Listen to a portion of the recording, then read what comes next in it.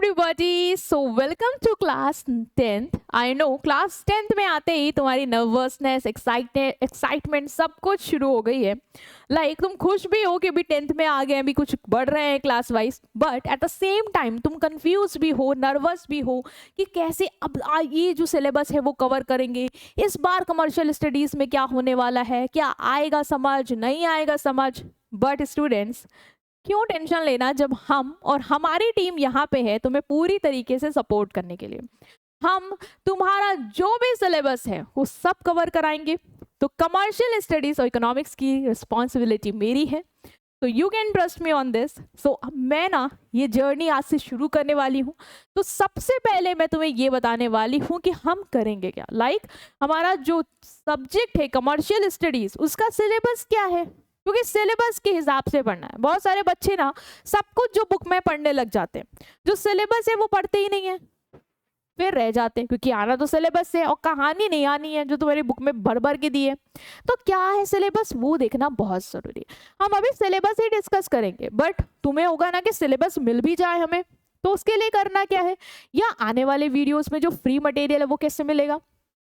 उसके लिए बेटा तुम्हें हमारी एप्लीकेशन डाउनलोड करनी है. जो एंड्रॉयड यूजर है वो प्ले स्टोर पे जाएंगे और सर्च करेंगे ऑब्सेशन एंड एंट्रेंस हब, हमारा ऐप आ जाएगा और आप डाउनलोड कर लेना. और जितने भी iOS भाई साहब एप्पल यूजर हो, तुम लोग ऐप स्टोर पे जाना, obsession and entrance hub search करना, तुम्हें भी एप्लीकेशन मिलेगा और तुम भी डाउनलोड कर लेना. क्लियर है.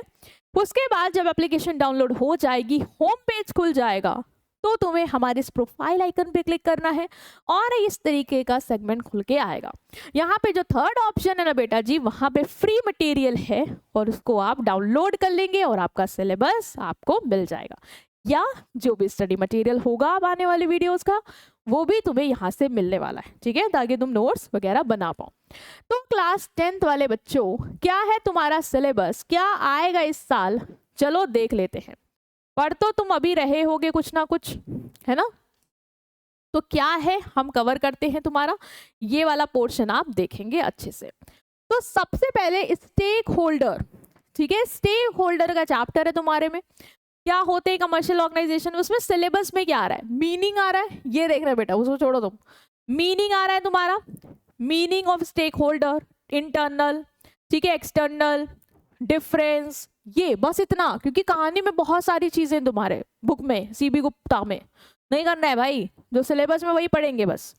ठीक है, एक्सपेक्टेशंस क्या है तुम्हारे इन स्टेक्स होल्डर की, 1 by 1 एम्प्लॉयर्स की, एम्प्लॉयज की, क्रेडिटर्स की, जो जो मेंशन है बस उतने लोगों की पढ़नी है, हम सब पढ़ेंगे. मार्केटिंग क्या है, सेल्स क्या है, प्राइसिंग क्या है, एडवर्टाइजिंग क्या है, कंज्यूमर प्रोटेक्शन क्या है, इसमें भी उसके फीचर्स, ठीक है, एक्सप्लॉयटेशन, मीनिंग, टाइप, सब कुछ हम कवर करेंगे. ई कॉमर्स क्या होता है ये भी हम देखेंगे. फाइनेंस एंड अकाउंटिंग में हम देखेंगे कि कैपिटल और रेवेन्यू क्या है. फाइनेंशियल अकाउंट जो है उनको भी पढ़ेंगे कि preparation of trading account, profit and loss, भाई अकाउंट्स का पोर्शन है, इंपॉर्टेंट है, कवर करेंगे. ठीक है, कॉस्ट क्या होती है, बजटिंग क्या है, ये सारी चीजें. मतलब देखो बेटा, इस बार तुम बड़ी क्लास में आ गए हो तो चैप्टर भी बड़े बड़े हैं, मतलब अच्छी अंडरस्टैंडिंग चाहिए इनके लिए, तो तुम्हें बहुत मेहनत करनी है. शुरुआत से ये गांठ तुम बांध लो.